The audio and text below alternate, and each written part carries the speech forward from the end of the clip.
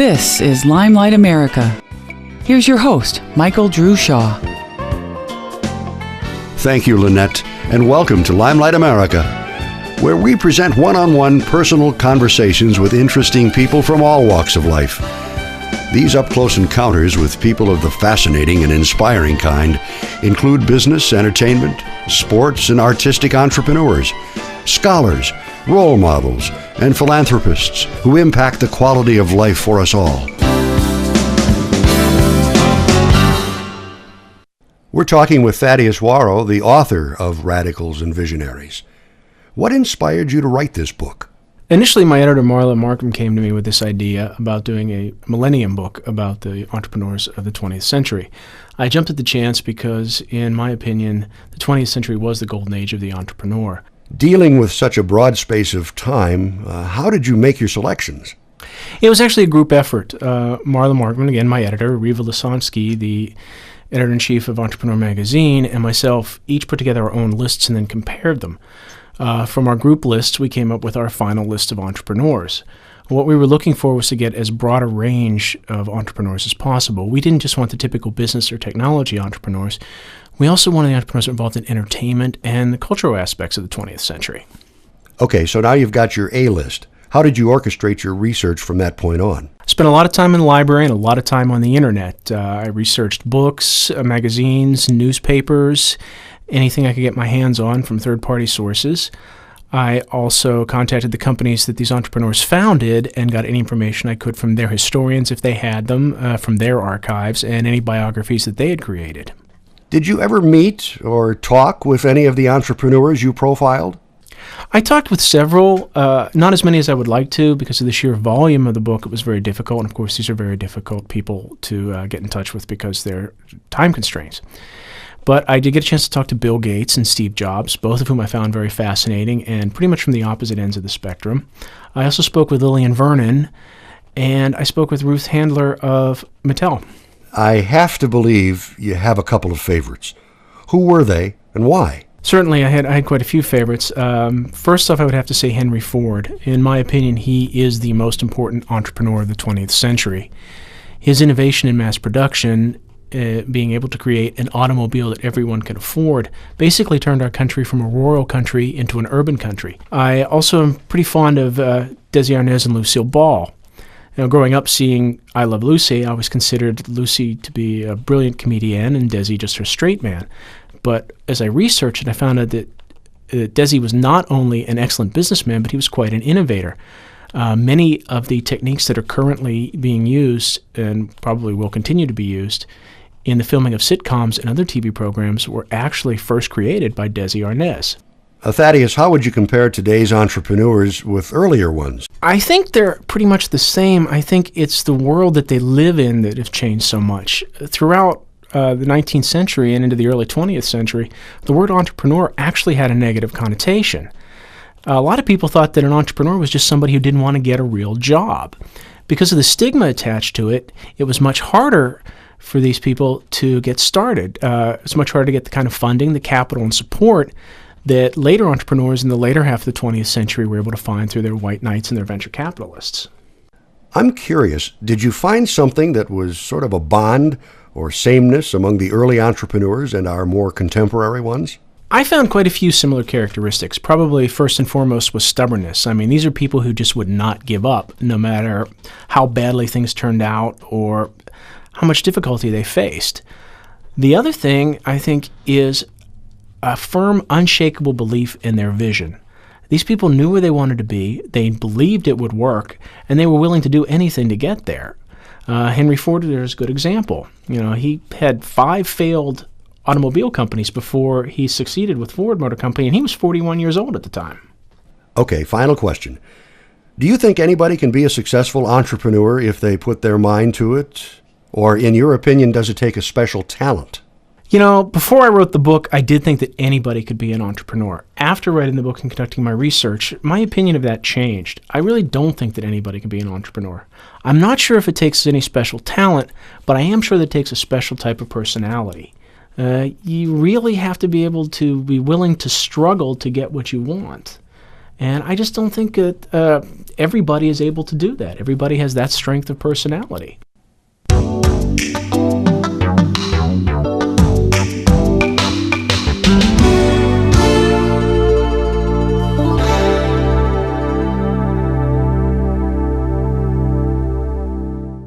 When Will Keith and John Harvey Kellogg invented the first flaked cereal in 1894, they turned the American diet on its ear.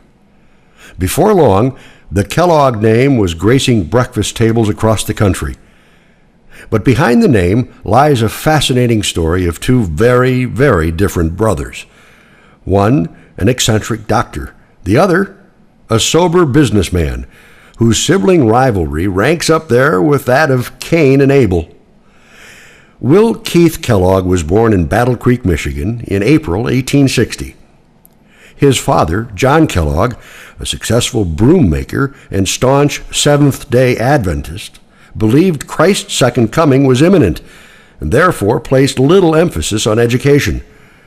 So, as soon as young Will was old enough, he was put to work in his father's factory. Will Keith discovered that he had a natural knack for business, and by age 14, he was the company's youngest traveling salesman. 5 years later, he was managing a broom factory in Dallas. John Harvey Kellogg took a very different path. A flamboyant physician, author, and inventor, Dr. Kellogg had gained world renown as head of the Battle Creek Sanitarium, offering radical treatments that promised to revitalize the body, mind, and spirit. The sanitarium had become a mecca for those looking to improve their health. As patronage at the sanitarium increased, the good doctor decided he needed someone to keep the books and help him run the place. For this, he turned to his younger brother, Will Keith, who had returned to Michigan in 1880. In addition to his business knowledge, there was another reason John chose Will Keith. He knew that the shy young man posed no threat to his control of the sanitarium. At the core of Dr. Kellogg's biologic living program was a firm belief in vegetarianism, but he had difficulty convincing his patients to give up meat. So John established an experimental kitchen and put Will Keith to work inventing a palatable substitute for meat made from wheat. For years, John had been trying to duplicate a cereal product made in Denver called shredded wheat. Unfortunately, shredded wheat didn't go over very well with the sanitarium's visitors. Will Keith searched for a way to turn wheat into something more tasty, and he hit upon the idea of creating a wheat flake. However, the mushy wheat batter simply refused to cooperate. After several unsuccessful attempts, Will Keith went home to ponder the problem. When he returned to the lab several days later, he found that the batter had molded. In disgust, he gave the crank of the flaking machine a turn, and to his surprise, out came perfect flakes. Apparently, the mold had given the batter the rise it needed to flake. Will Keith quickly discovered that the process worked just as well with oats, rice, and corn. But although it was Will Keith who had stumbled upon the answer, it was John who took all the credit, claiming the idea had come to him in a dream. To Will Keith's frustration, John insisted that the new cereal be sold only to the sanitarium's patients. Where Will Keith saw dollar signs, John only saw good health. The two brothers hadn't been very close to begin with, and now their differences began to open a chasm between them. In 1891, a would-be entrepreneur named Charles W. Post arrived at the sanitarium for treatment. He was there for a serious digestive system disorder.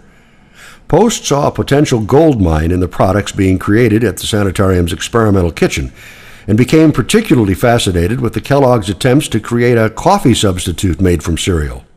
When alerted to Post's curiosity, John replied, "Let him see everything we're doing. I shall be delighted if he makes a cereal coffee." And Post did just that. In 1895, he began marketing Postum, a cereal coffee made from grain and molasses, like Kellogg's. Postum was a great success, especially in the winter. But Post needed a product to sell in the summer, so he began marketing a cereal called Grape Nuts.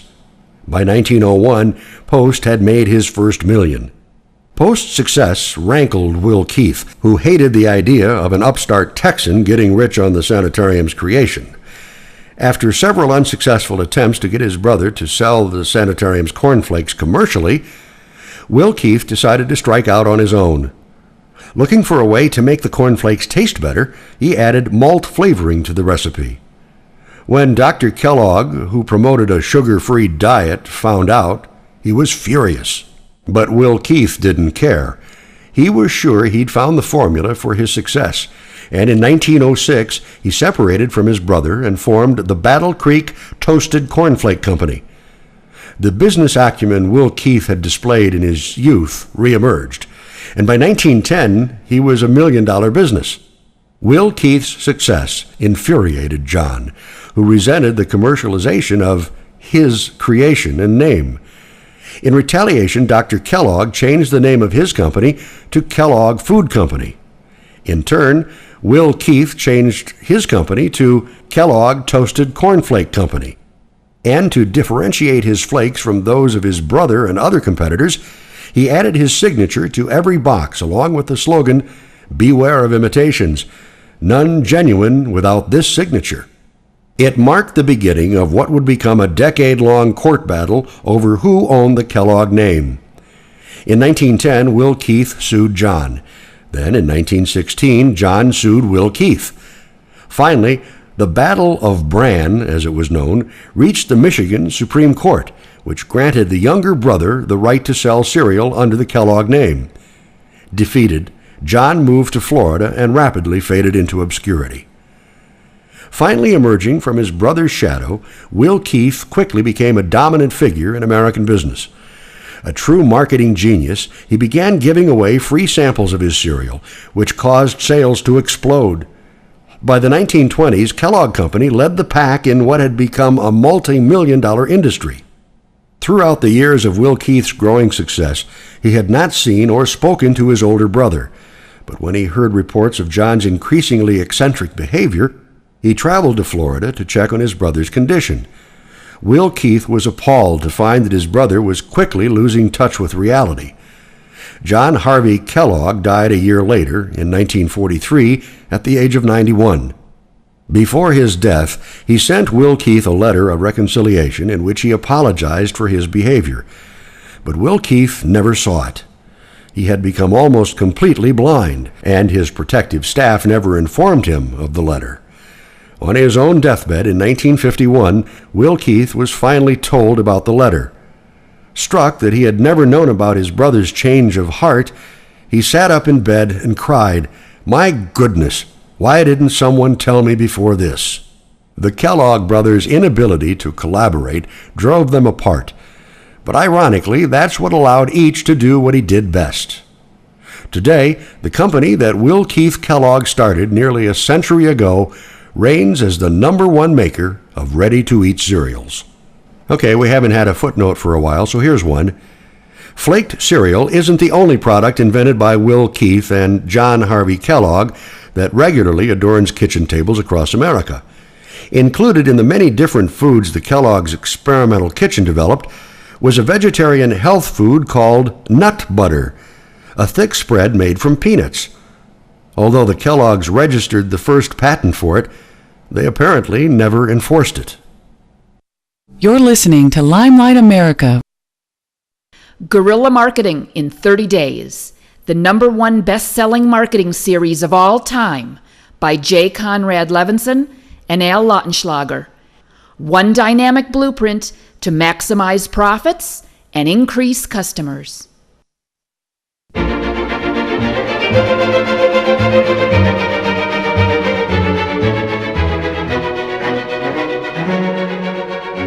Welcome to Guerrilla Marketing in 30 Days, dedicated to all entrepreneurs who are passionate about investing time, energy, and their imaginations in the growth and success of their businesses and organizations.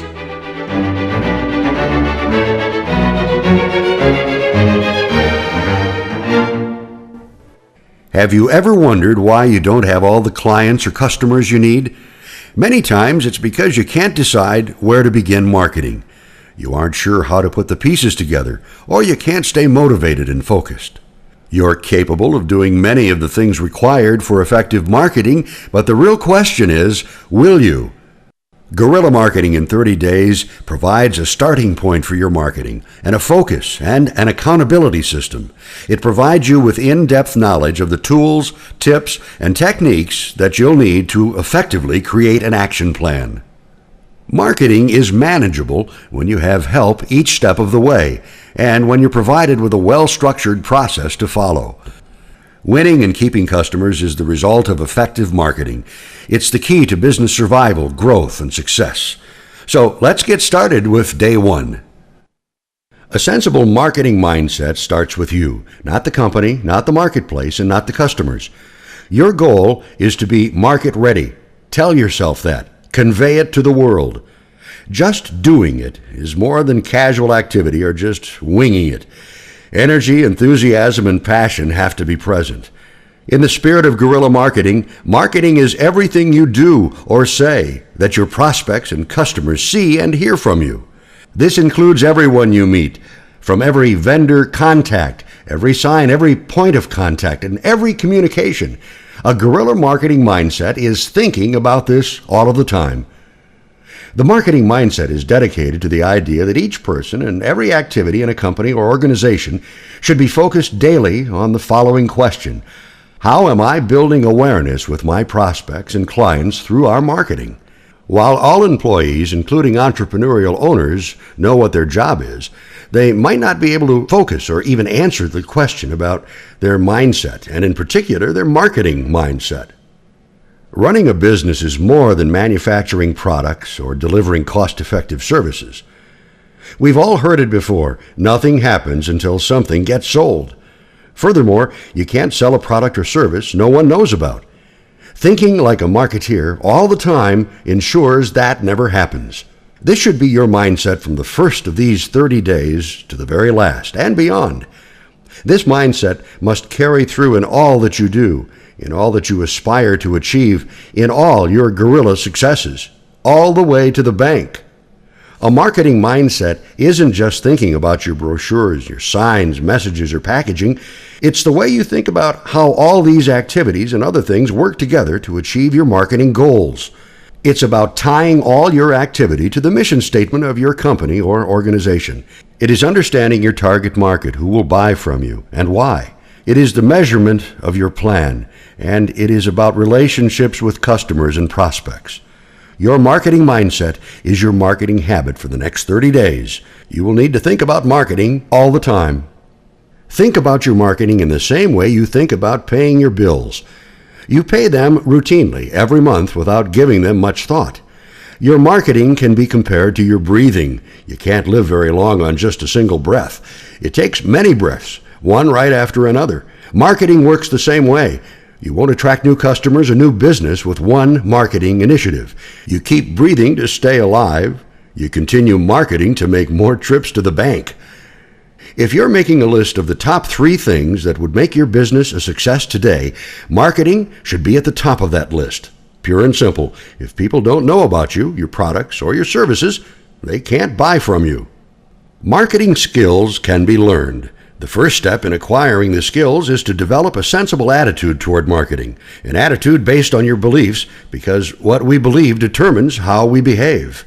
A positive attitude helps to build enthusiasm and motivates you to create the time to develop new skills and to set realistic marketing expectations. Your guerrilla marketing attitude combines optimism with energy so that marketing tasks are handled with enthusiasm and passion. In the next 30 days, you will be bubbling over with both. One way to develop more of a marketing mindset is to look around you. Which signs or billboards catch your eye as you're driving around town? Which radio commercials stick in your mind? Which mail pieces do you throw away and which ones do you keep? Pay attention to features, headlines, benefits, and calls to action. Which ones work and which ones don't? Keeping both your eyes and mind open is the first step in creating the marketing mindset. The next step is learning how these no-nonsense techniques and methods can be used in your business. It will become a habit, and habit becomes mindset. You have many options to help you develop your marketing mindset. Seek the help of experts and learn from them. Expand your mind by researching books and websites. Keep a record of your marketing journey, your activities, successes, and your failures. Write and help others as you learn. The mindset must be developed or shifted to be driven by value, a customer focus, and a strategic approach. 4 things that contribute to a poor marketing mindset are: 1. Thinking in terms of, I make a good living, or I'm comfortable and my numbers are fine. Complacency is your number one enemy once competition steps in or a market turns. Not having the right marketing mindset will leave the company in a vulnerable state and a catch-up situation. Many times, action comes too late and there's too much to recover from. Number 2, thinking in terms of, I already lead in my market. Sooner or later, the competition will get stronger. There will be a new competitor in the market, or there could be technology changes. Some industry factors are beyond your control. Lack of a marketing mindset will put you at risk.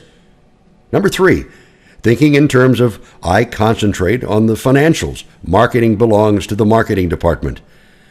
Marketing starts with the CEO, owner, or director. Taking on this responsibility requires the right marketing mindset. Growth and survival can't happen without marketing, and marketing can't happen without the proper mindset.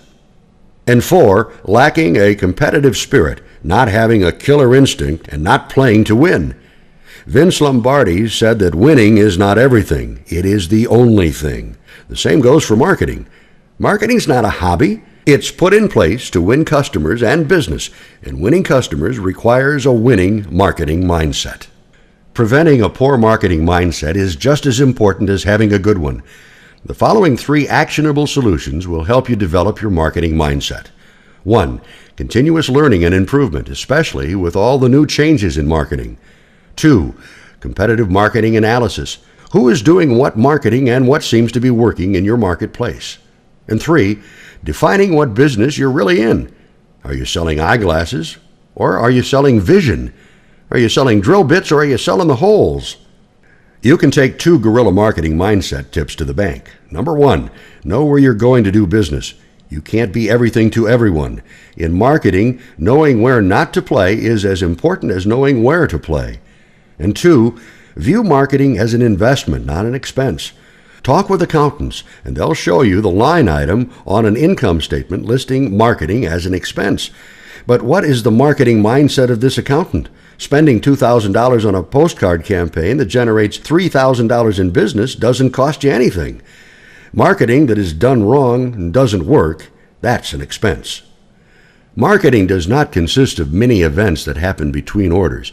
It's about always communicating, sharing information, and solving problems, all in the spirit of giving. Developing this mindset will ensure a constant marketing attack and a consistent approach to your markets and customers. A marketing mindset combines motivation and passion to drive your business or your organization's vision. Now, a few questions you need to ask yourself. How much time, effort, and thinking do I believe marketing requires? How much time am I willing to devote to my marketing? Overall, per week, per day, per project. What will I do differently to make my marketing effective? What personal roadblocks might affect my marketing attitude, my mindset, or my effectiveness? Money, time, knowledge, manpower, creativity. An important exercise is starting a marketing journal. Write down and keep track of your marketing journey. Label it something like the first 30 days. Write down your commitment to marketing. For example, I know I get busy, but I need to raise my expectations about working on the marketing component of this business. I'll read, write, send, call, or say something related to market activity every day. Seriously, you really have to convince yourself to abide by the guerrilla marketing creed. I am confident, I am committed to marketing, I will think continually of my customers' needs and desires first and shape my business, products, and services around them. I will approach my thinking creatively, using my talents and the resources of others to develop the best solutions for clients and customers. I will always strive to improve my marketing knowledge, seeking new and innovative ways to develop products and services, and ways to communicate with customers and prospects. I will give all my customers and prospects the proper attention all the time. This will be done in a proactive manner, not just reactive. I will continue to seek out new business opportunities, including strategic alliances, fusion marketing, joint ventures, cooperation, and other partnerships. I will think marketing all the time.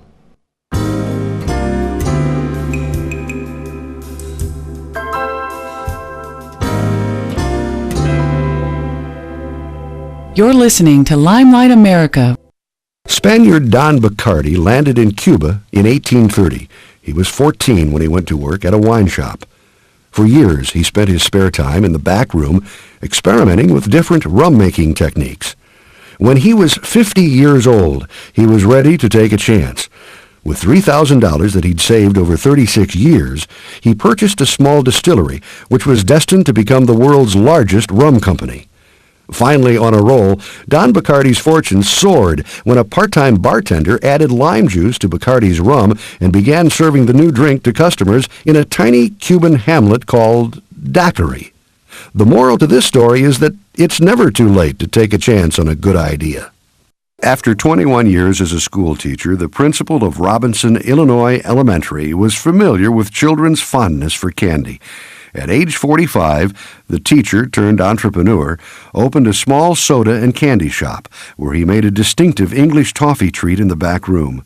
Business was brisk, and by 1931, the ex-teacher had moved to a bigger store where he was eventually forced into mass production to keep up with the demand. Though his 1-ounce toffee bar became world famous, the inventor never suffered the caloric consequences of eating too much of his own product. A small, spry man, he sometimes weighed less than 105 pounds. His name was Lawrence S. Heath.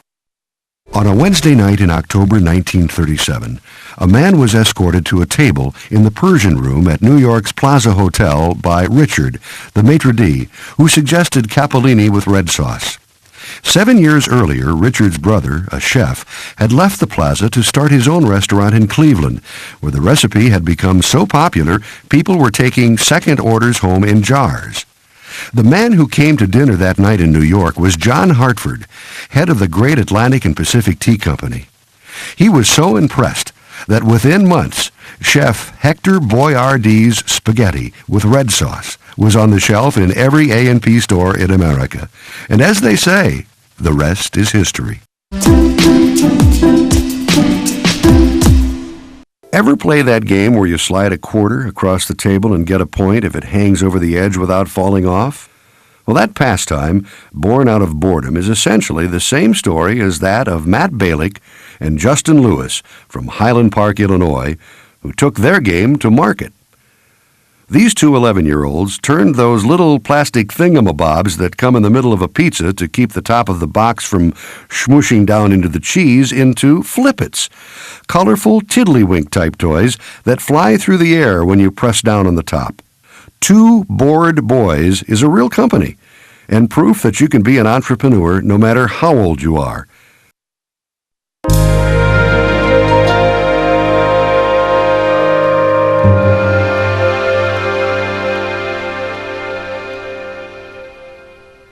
Entrepreneurs are known for their perseverance, but what do you do when a law prohibiting your business is passed? Adolf Coors was a brewer's apprentice in Germany before immigrating to America in 1868. In 1914, Coors' own town of Golden, Colorado voted to ban alcoholic beverages. The brewmaster responded to the threat of national prohibition by simply changing a few ingredients. Though he never lived to see its repeal, Adolf Coors kept his business alive during Prohibition by making malted milk, a product that utilized the manufacturing capabilities he already had. In 1933, the Coors family went back to doing what it did best. Limelight America is produced by the LA Radio Network.